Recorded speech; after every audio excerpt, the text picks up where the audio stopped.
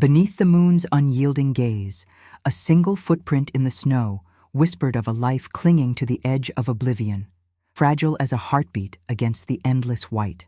Dr. Alara Voss pressed onward through the merciless gale of the northern wilds, her boots crunching into drifts that seemed to hunger for her warmth, pulling at her with icy fingers that promised surrender. She was no shifter born to the ancient rhythms of pack and moon, just a human woman, her once pristine white coat now a ragged shroud, torn and stained with the mud of desperate flight and the faint, acrid residue of herbs that had failed to save her world. In her arms, she cradled her son, Theo, his small body a furnace of fever that burned against her chest, defying the frost that clawed relentlessly at their exposed skin. The poison that ravaged him was no mere illness. It was a curse woven by the rival clan's alchemists, a venom that twisted through his veins like shadowed serpents, stealing his breath in shallow gasps and painting his lips with a pallor that mirrored the snow around them. The wind howled like the distant lament of wolves long scattered, carrying on its breath the sharp, metallic tang of blood. Alara's own, from cuts earned in the raid that had raised her village to embers, or perhaps echoes of wounds deeper and older, sealed by time, but never truly healed. Her dark hair, matted and wild, whipped across her face, stinging eyes that burned with the quiet, unyielding defiance of one who had mended countless broken bodies, only to watch her own life fracture under the weight of rejection. Memories assailed her with every labored step. The healer's oath she had sworn under the flickering light of oil lamps in her modest clinic. The way Theo's laughter had once danced through their home like sunlight-piercing storm clouds. The villagers who had turned on her in the chaos, deeming her human blood too frail, her skills mere mortal trickery unfit for the shifter world's sacred hierarchies. Banished to perish in these forsaken wastes, Alara carried not just her son, but the crushing burden of a society that had cast her aside like chaff in the wind. Her efforts to heal their wounded dismissed as weakness, her pleas for aid met with snarls and exile. The moon hung low in the velvet sky, its silver light casting long shadows that danced mockingly across the undulating snowfields, glinting off the jagged peaks of the Iron Spine Mountains that loomed like silent sentinels of judgment. Snow fell heavier now, a relentless veil that blurred the horizon into a monochromatic haze, each flake a tiny blade against her skin. Her legs trembled beneath her, muscles screaming from the endless march, but she refused to falter, drawing strength from the small frozen rose pinned to her coat, a delicate bloom she had plucked from the ruins of the village greenhouse, its petals encased in a crust of ice that preserved its beauty against the cold's cruel embrace. It was her talisman now, pressed close to Theo's chest, as if its hidden thorns could pierce the poison's grip and draw forth the venom that threatened to claim him. As the night deepened into an abyss of swirling white, the faint outline of a crumbling watchtower materialized from the blizzard's fury, its ancient stones etched with faded runes that spoke of alphas long fallen and packs dissolved by time's indifferent hand. Alara's vision blurred with exhaustion, but she summoned the last reserves of her will, stumbling toward its base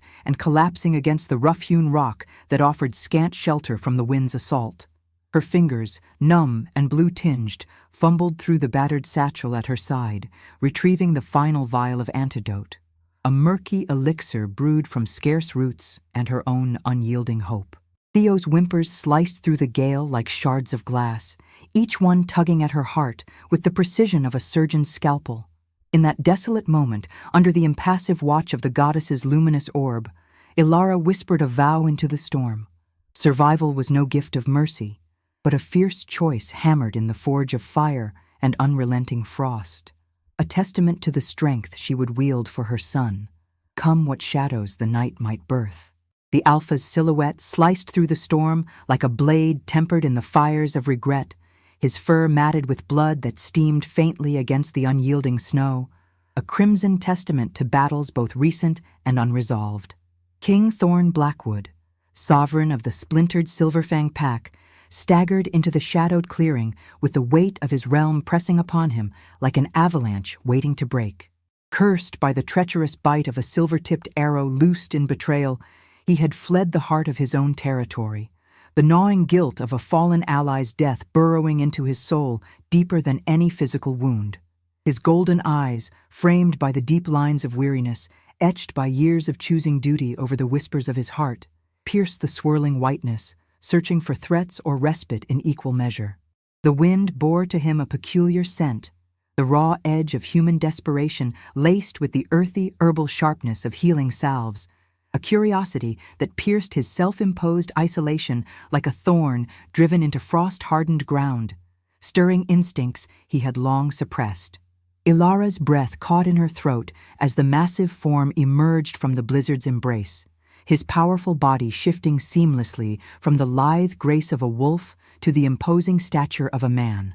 Muscles rippling under skin, marked by scars that told tales of thrones claimed in blood and fury. He was no mere wanderer lost to the wilds. The intricate tattoos of ancient runes across his broad chest and the regal bearing that even exhaustion could not fully dim marked him as a king. Yet his gaze carried the profound melancholy of one pursued by the ghosts of decisions that had cost him more than territory. Instinct surged within her like a tidal wave, primal fear of the predator who towered before her, his presence commanding the very air to still. Yet threaded through it was an unwelcome curiosity, drawn to the raw vulnerability in his labored breaths, the way his massive frame sagged against the wind, as if the weight of unseen crowns threatened to crush him. Thorn's piercing eyes locked first on the frail boy nestled in her arms, then lifted to meet hers, lingering on the frozen rose that caught the moon's pale glow like a solitary star in the void. "You carry death's touch upon the young one," he rasped, his voice a deep, resonant rumble that seemed to vibrate through the frozen ground itself, carrying the timbre of thunder muffled by sorrow. There was no overt threat in his words, only a weary acknowledgement, as if the goddess herself had orchestrated this intersection of paths in the intricate loom of fate, binding the broken threads of their lives with invisible silver strands. The air between them thickened with unspoken tension, the snowflakes swirling in a momentary lull as if the storm itself paused to witness this encounter. She instinctively backed away a step, her arms tightening around Theo's fevered form, the cold seeping deeper into her bones like a creeping doubt that mirrored the walls she had erected around her heart after the village's betrayal. Yet, in the Alpha's broken stance, the subtle slump of shoulders that had borne the pack's expectations for too long, Ilara glimpsed a reflection of her own exile, a shared dialect of rejection spoken in the language of solitude and survival. The moon observed from its throne in the sky, impassive and eternal, as that flicker of curiosity kindled within her, a hesitant spark denied by the barriers of fear and self-preservation, yet impossible to fully extinguish in the face of such profound, mirrored isolation. Flames leaped and twisted in the cavern's shadowed heart, casting elongated shadows that murmured secrets of temporary shelter and the forging of unspoken pacts amid the encroaching dark. The watchtower's concealed grotto, a natural hollow carved by centuries of relentless winds, emerged as their precarious sanctuary, its vaulted walls veined with translucent ice that shimmered like the delicate petals of the frozen rose under the unsteady glow of a hastily kindled torch. Ilara prioritized her son, kneeling on the rough stone floor,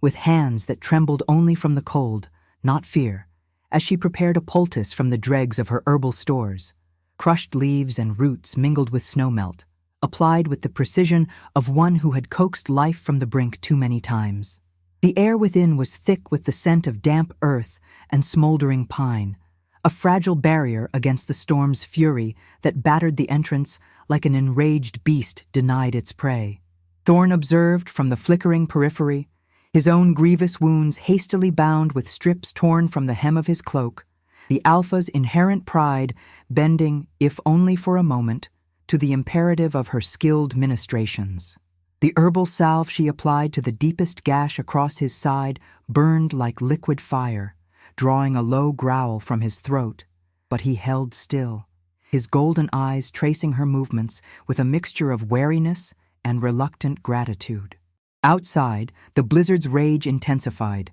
but it masked a greater peril, the guttural howls of rival pack scouts slicing through the gale, their torches flickering like malevolent eyes in the whiteout, drawn by rumors of the king's flight and the scent of vulnerability. As the hours stretched into a tense vigil, empathy began to weave its subtle threads across the divide that separated them, born not from overt affection, but from the raw honesty of shared suffering. Thorn's voice, roughened by pain, broke the silence first, recounting the curse that now festered within him, the silver arrow's poison mirroring the guilt that chained his spirit, a fatal choice in the heat of battle that had felled his most loyal beta, leaving Thorn adrift as a ruler haunted by the echoes of a comrade's final breath. Alara listened in the fire's warmth, her own narrative unfolding in halting words, the sting of rejection for her unshifted humanity, the deliberate poisoning of Theo as retribution for her aid to the wrong side, the isolation of banishment that had stripped her of home and purpose. Their exchange was a quiet alchemy, scars laid bare like offerings to the flames, the frozen rose now positioned between them on a flat stone like a fragile emblem of truce, its icy petals catching the light and seeming to pulse with a life of their own. When the scout's intrusion shattered the fragile calm, torches piercing the storm like accusatory fingers, their snarls promising violence, Thorn surged to his feet with a primal growl that reverberated through the cavern's depths, shaking loose cascades of frost from the ceiling. He positioned himself at the narrow entrance, a living bulwark of fur and fury, while Alara, guided by her intimate knowledge of the mountain's treacherous paths from years of foraging for remedies, whispered directions that turned the tide. Together, they repelled the assailants, her improvised sling of stones and herbs disrupting their advance, his claws rending the night with visceral precision until the intruders retreated into the blizzard's maw, their howls fading into defeated whimpers. In the hush that followed, as the fire crackled softly and the storm's roar dulled to a mournful sigh, Ilara met Thorn's gaze across the embers, the connection between them evolving from mere survival's necessity into a tentative trust, as profound and unyielding as the roots anchoring ancient pines to rocky soil. The moon's light filtered through fissures in the rock above, bathing the space in an ethereal silver that seemed to bless this nascent alliance, the frozen rose gleaming as if infused with the goddess's quiet approval. And now, I invite you to leave a trace of your presence in the comments. Tell us where in the world you're watching from and the exact hour you hear this story. We wish to know how far these northern confessions travel and at what moments of the night they find you. Moonlight cascaded into the cavern like spilled mercury from the god's own chalice, illuminating the latent veins of power that thrummed just beneath the surface of Alara's weary skin, waiting for the spark of desperation to ignite them. Theo's anguished cries rent the fragile peace at the first blush of dawn, the poison rearing its head once more in a violent resurgence that mocked Alara's tireless efforts, his small frame convulsing as if the venom sought to claim him utterly. Desperation clawed at her throat like a living thing, raw and unrelenting, as she dropped to her knees beside him on the cavern floor, the frozen rose slipping from her coat to rest against his burning brow, its chill a futile counter to the inferno within. Thorn paced the confined space like a caged tempest, his alpha instincts a whirlwind of impotent rage against this helplessness that gnawed at his core. But it was the press of her hands, tender yet resolute, upon Theo's chest that unleashed the transformation, a warmth blossoming from her palms like the first thaw of spring, ancient and unbidden, manifesting as a soft, ethereal light that threaded through the boy's veins like luminous rivers carving paths through shadowed stone. The cavern air hummed with an otherworldly energy, the walls seeming to pulse in rhythm with distant weavos that echoed from unseen depths, as if the mountain itself awakened to bear witness. Alara gasped, her breath catching as a torrent of visions cascaded through her mind. Winding paths etched in snow that led to hidden sanctuaries, fragments of the goddess's arcane lore whispering of bonds forged in moonlight and blood, and at the center, a destiny inextricably linked to the brooding Alpha who stood frozen in awe before her. Thorn's eyes widened with a dawning recognition that bordered on reverence. She was the Pathfinder, that rare omega essence reborn in the vessel of a human healer, her concealed gift, the very key to unraveling the tangled curse that had shadowed his reign and soul alike. The frozen rose responded in kind, its icy sheath melting away under the glow to expose a vibrant crimson core, symbolizing the blood bond stirring to life, its petals unfurling slightly as if drawing breath from the revelation. No longer merely a mortal mender of flesh, Elara perceived the intricate weave of fate that connected their fractured lives. Her rejection not a random cruelty, but a crucible that had honed this power. His guilt not an eternal shackle, but a shadow destined to be pierced by her illuminating grace. The weight of this emergence pressed upon her, a spiritual mantle both exhilarating and terrifying, as the cavern filled with the faint scent of blooming night flowers, impossible in this frozen tomb. Thorn, the mighty king who had commanded armies under blood moons, sank to one knee before her, not in subservience to power, but in the profound humility of one who glimpsed redemption in the eyes of the exiled. In that suspended instant, the world inverted upon its axis. The Alpha's ordered realm of pack and protocol turned utterly upside down by the realization that this human woman, bearer of poison and peril, held the map to his salvation, and perhaps to her own unspoken destiny. The pack's tattered banners whipped through the wind like specters risen from unmarked graves, invoking the restless ghosts of choices that refused to remain buried beneath layers of snow and silence. Whispers of the king's evasion had summoned the Silverfang loyalists to the Iron Spine foothills, their mournful howls forming a cacophony of accusation, loyalty tested, and desperate pleas for their sovereign's return. The mountain passes alive with the crunch of paws and the glint of bared fangs. Thorn positioned himself at the cavern's yawning mouth, a sentinel of resolve with Elara flanking him, her presence a quiet anchor amid the storm of his turmoil, while Theo remained shielded within the depths, his recovering breaths a fragile rhythm against the encroaching chaos. The confrontation ignited in a maelstrom of violence, the rival Alpha, Vargas, once Thorn's trusted second, now warped by the venom of ambition and whispered pacts with shadowy forces, spearheading the assault with a ferocity that turned brother against brother. The snow churned to a bloody slush under the clash of claws, teeth, and steel blades that sang through the frigid air. Elara's nascent gift surged like a beacon in the fray, her visions unfolding in crystalline clarity to reveal a concealed crevice in the rock face, a strategic vantage from which she could lend aid without plunging into the heart of the melee, hurling weighted pouches of sedative herbs that clouded the attacker's senses and directing Thorn's strikes with whispered insights into their formations. The metallic tang of blood saturated the wind, mingling with the sharp bite of pine resin snapped from low branches in the struggle, as Thorn's broadsword met the onslaught with the precision of one who had led charges under countless moons, yet now tempered by the moral weight of facing kin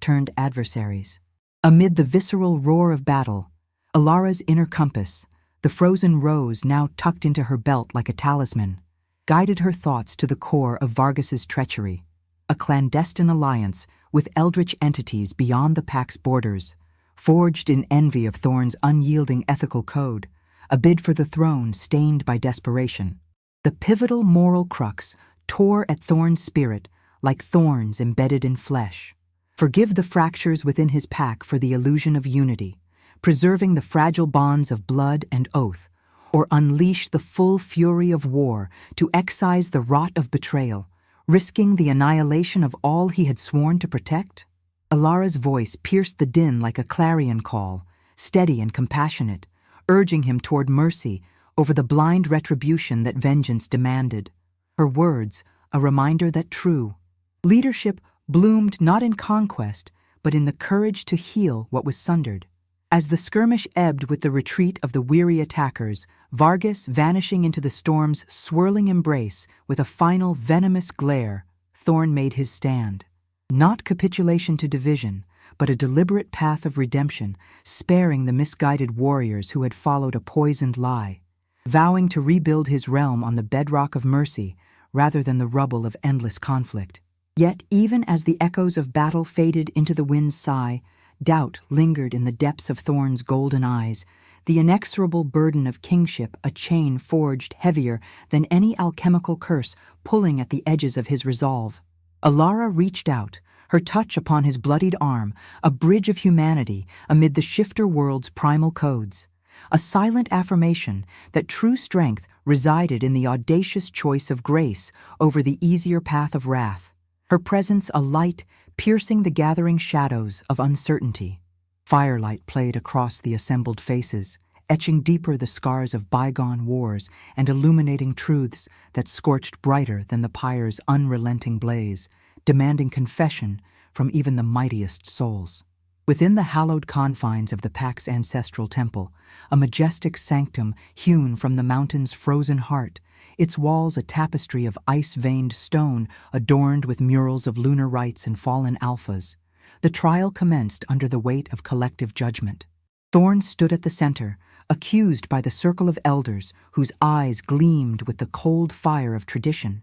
Vargas's insidious whispers threading through the air like the very toxin that had once coursed through Theo's blood, poisoning loyalties and amplifying the king's past transgressions. Ilara, stepping from the veil of secrecy into the harsh light of scrutiny, unveiled her Pathfinder essence with a quiet authority, the frozen rose cradled in her palm now fully thawed and blooming in defiant splendor, its petals a vivid emblem of Renascimento unfurling amid the tribunal's austere chill. The atmosphere thrummed with spiritual intensity, distant huevos rising in a choral crescendo as the moon ascended to its zenith, casting prismatic beams through the temple's oculus that danced across ancient carvings of gods and beasts humbled by fate's inexorable hand. The dilemma crested like a tidal wave, crashing over Thorn as his history was dissected without mercy. The guilt-laden decision in that fateful battle,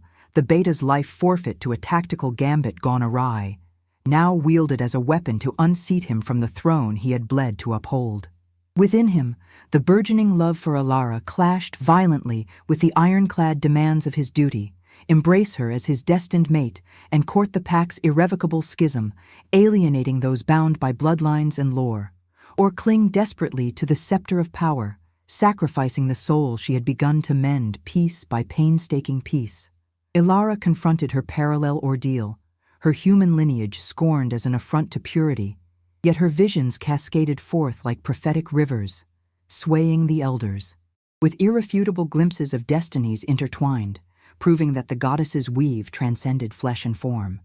The confrontation unfolded in a tempest of rhetoric and raw emotion, wills clashing like swords in the forge, until Thorn bared his innermost wounds in a voice raw with vulnerability, choosing the path of compassion, extending forgiveness to Vargas's vaulting ambition, not as weakness, but as the forge for a unified future, integration through her radiant light rather than isolation in pride. The temple's acoustics amplified the elders' reluctant murmurs of acceptance, a seismic shift that etched new lines of weariness upon Thorn's noble features. The cost of such ethical navigation, a toll paid in the currency of his unyielding spirit. As the ceremonial flames subsided to glowing embers, scattering motes of light like fallen stars, the bond between Thorn and Alara crystallized into something unbreakable,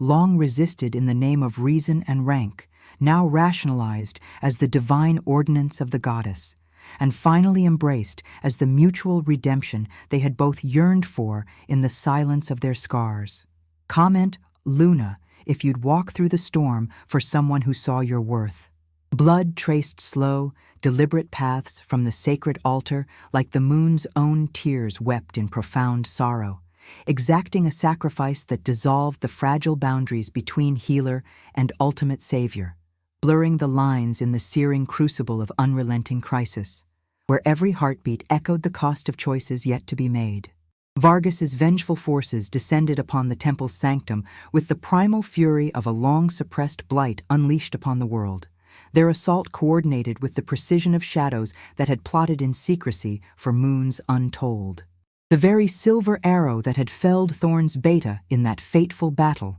its tip still humming with the residual curse of betrayal, was now repurposed as a lethal barb, aimed unerringly at Theo's vulnerable heart, intended as the ultimate leverage to shatter the nascent alliance that had begun to mend the fractures of exile and enmity. The night air shattered with the thunderous crack of ice walls, breached by battering rams forged in the rival clans' hidden forges, gusts of snow invading the sacred space like vengeful spirits summoned from the abyss, swirling in chaotic eddies that extinguished torches and cloaked the defenders in a disorienting veil of white. Ilara, her heart pounding a frantic rhythm against her ribs, clutched the frozen rose. Now a shared talisman passed from Thorn's bloodied hand to hers in the initial moments of chaos, its subtle, ethereal glow serving as her lodestar amid the pandemonium, guiding her frantic steps through the labyrinth of crystalline corridors that twisted like the veins of the mountain itself.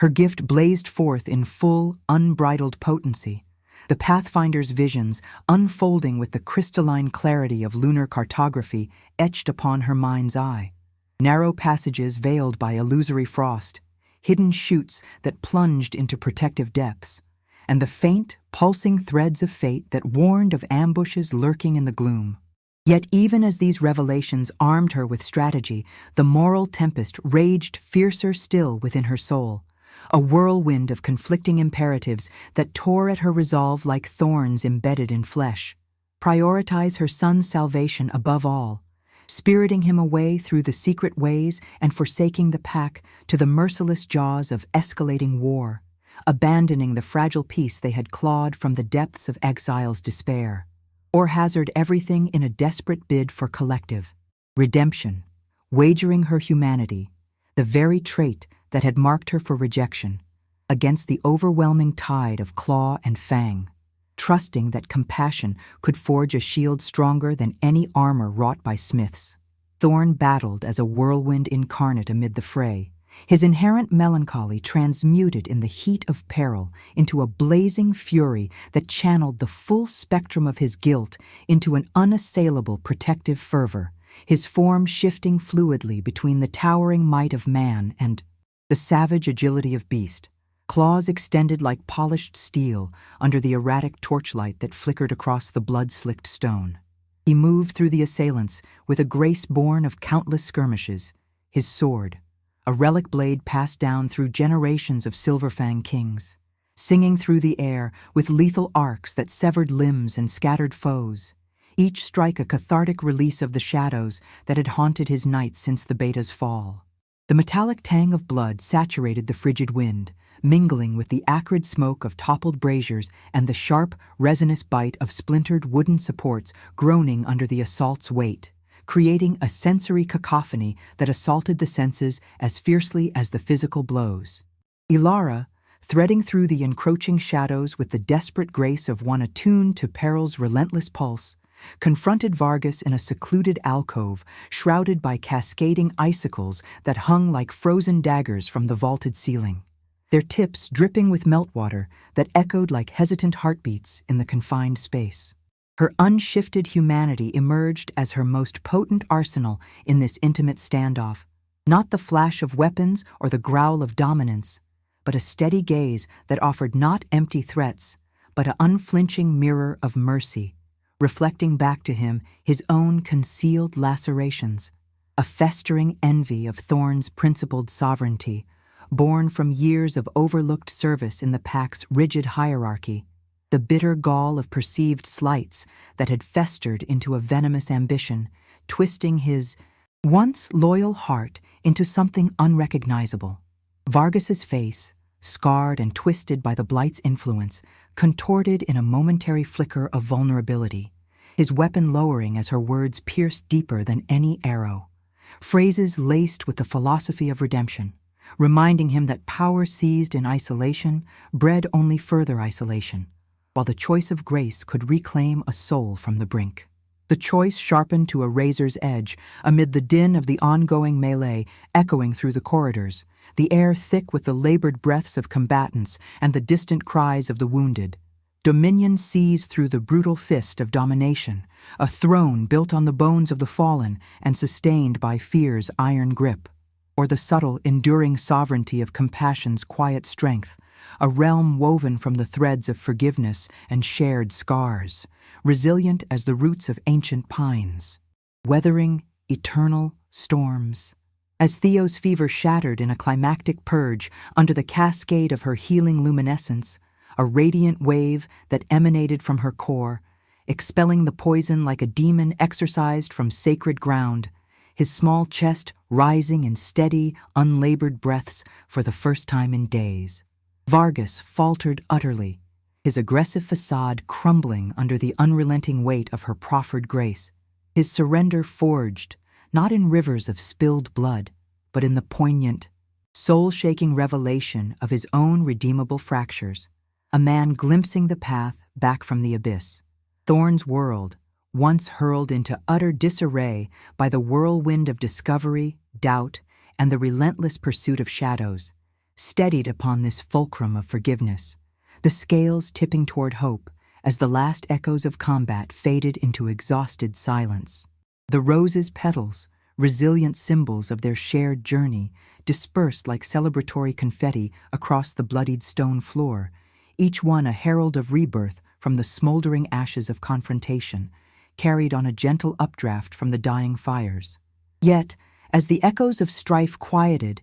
and the wind's howl softened to a contemplative murmur that whispered through the repaired breaches, the veil of night clung stubbornly to one lingering shadow, a harbinger of perils yet to unfold beyond the mountain's unforgiving veil, a subtle chill that promised the trials of redemption were far from concluded. The wind bore the goddess's sacred breath across the frozen expanse, with a tenderness that belied its power, interlacing threads of destiny that tethered the shattered remnants of lives to the timeless eternal, mending what exile, enmity, and the sharp bite of betrayal had torn asunder in the unyielding forge of the North. In the tender, hard-won aftermath of survival's brutal embrace, the Silverfang pack convened beneath the full moon's radiant canopy, its silver light spilling over the landscape like a benediction from the divine, forming a vast ritual circle inscribed deep into the pristine snow that encircled the temple's emergent frozen rose garden. Blooms coaxed to improbable, defiant life by the transformative touch of Alara's awakened power, their thorns a poignant reminder of beauty's resilient edge, sharp enough to draw blood, yet blooming eternally against the frost's siege. Thorn, his spirit lightened by the victories clawed from chaos, yet indelibly scarred by the trials that had tested his every fiber, stood resolute beside her at the circle's heart, with Theo now romping tentatively at their feet, his laughter a fragile melody piercing the crisp air, the poison's malevolent grip fully relinquished, like a vanquished specter fleeing before the inexorable advance of dawn's promise. The pack's members, a mosaic of furred forms and human guises, gathered in solemn unity, their eyes reflecting the moon's glow with a mix of awe and lingering wariness, the scent of pine sap and fresh earth rising from the thawed patches where Alara's gift had touched the ground. Their shared introspection deepened the union forged in the crucible of fire and frost, Alara contemplating the profound irony of her transformation, from exiled pariah, rejected for the frailty of her human blood, to the pivotal, irreplaceable force in a realm governed by the primal codes of fur, fang, and ancient oaths sworn under blood moons. Thorn wrestling in the quiet hours with the enigma of redemption itself, pondering whether it crowned his brow as a rightful inheritance of his kingly lineage, a mantle he had earned through ethical trials, or if it existed solely as the luminous, unmerited gift she had bestowed upon his shadowed existence, illuminating the guilt-ridden corners he had long concealed even from himself. Conversations unfolded in hushed tones amid the ritual's preparatory chants, philosophy intertwining with their murmured exchanges, like vines claiming an ancient trellis weathered by centuries of storms. What is strength, if not the deliberate, courageous embrace of mercy, when the fires of wrath would be so justly deserved and easily kindled? A choice that elevates the soul beyond the baser instincts of mere survival and into the rarefied air of true sovereignty. They spoke of the goddesses, symbols, the moon's cycles mirroring the ebbs and flows of their bond, questioning if destiny was a chain or a guiding light, freedom, a solitary path, or one shared invulnerability. The symbolic elements converged in poignant, almost sacramental harmony. Moonlight caressing the polished surfaces of ceremonial armor stacked nearby, casting prismatic reflections that danced across the snow like spirits in revelry. The rose's thorns, drawn across Thorn's palm in a ritual gesture of commitment, yielding a solitary bead of blood that mingled with the frost to seal their evolving bond in a quiet profundity. The crimson drop freezing into a crystalline jewel that symbolized the fusion of pain and healing. Their love, never a spontaneous blaze ignited by fleeting glances, but one resisted through layers of rationale, reservation, and the weight of hierarchical prohibitions, found its acceptance not as an effortless reward dangled by capricious fates, but as fate's rigorous, unyielding proof, rationalized in the cryptic, weaving designs of the goddess who spun threads from rejection's loom to bind the unlikely pair. As the Pax Vivos ascended in unified harmony, a choral crescendo that vibrated through the crisp, pine-scented air and seemed to stir the very stars into brighter alignment, they pledged fealty anew under the lunar witness, Ilara's steadfast human heart serving as the vital conduit between the entrenched hierarchies of alpha dominance and the dawn of a compassionate renewal that promised to redefine their world. The atmosphere pulsed with spiritual rejuvenation, the goddess's favor manifest in every silvered exhalation that fogged the night,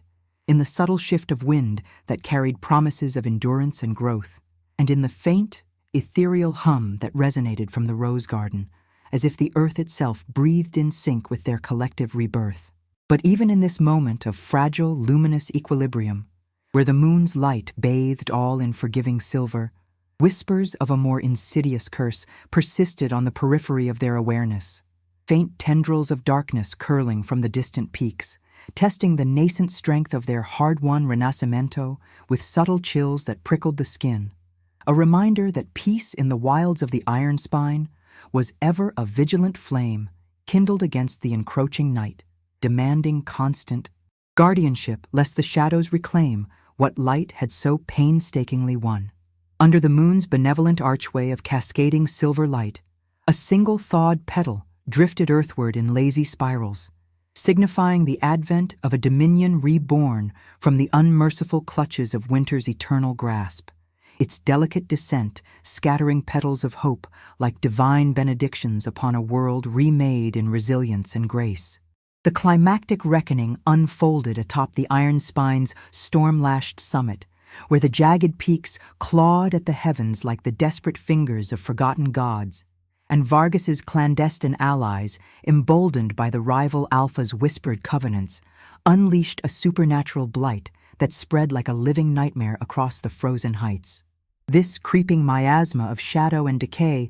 poisoned the very earth with tendrils that withered ancient evergreens to brittle husks, sapped the vitality from the snow itself until it turned to ashen sludge, and echoed the insidious venom that had once threatened Theo's life, now amplified into a cataclysm that threatened to engulf the entire pack in eternal winter's despair. The air grew thick with the blight's foul miasma, a cloying stench of rot and sulfur that burned the lungs and clouded the mind, while unnatural winds howled with voices that mimicked the wails of lost souls, driving the defenders to the precipice of madness. Thorn and Ilara spearheaded the counter-assault with a synergy born of trials shared, her Pathfinder visions etching luminous trails through the obfuscating fog of darkness, illuminating safe passages amid the treacherous ice fields and revealing the blight's weak points, like veins pulsing with corrupt energy. His ethical fortitude,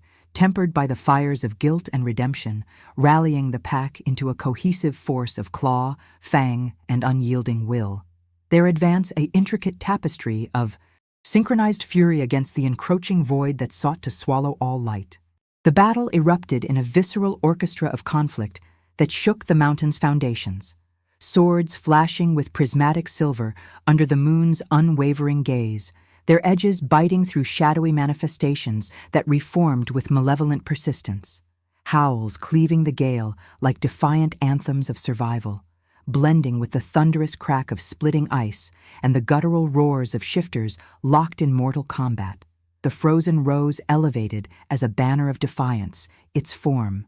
meticulously woven into a standard by pack artisans during the ritual's eve, fluttering boldly against the tempest's rage, its crimson core glowing as a beacon that inspired even the weariest warrior to press onward. At the moral zenith of the fray, where the summit plateau opened into a vast, wind-scoured arena ringed by sheer drops into abyssal voids, Thorn confronted the blight's primordial source, an archaic rival alpha, a hulking figure of obsidian fur and eyes burning with the fanaticism of one who had long surrendered his soul to power's corrupting allure. His form wreathed in tendrils of the very darkness he commanded, a tyrant whose reign of despair had poisoned realms beyond counting. The air crackled with eldritch energy, the ground trembling as if the goddess herself recoiled from the abomination, and sacrifice loomed as an inexorable specter over the embattled pair. Thorn's life offered as the pyre for the pack's enduring legacy,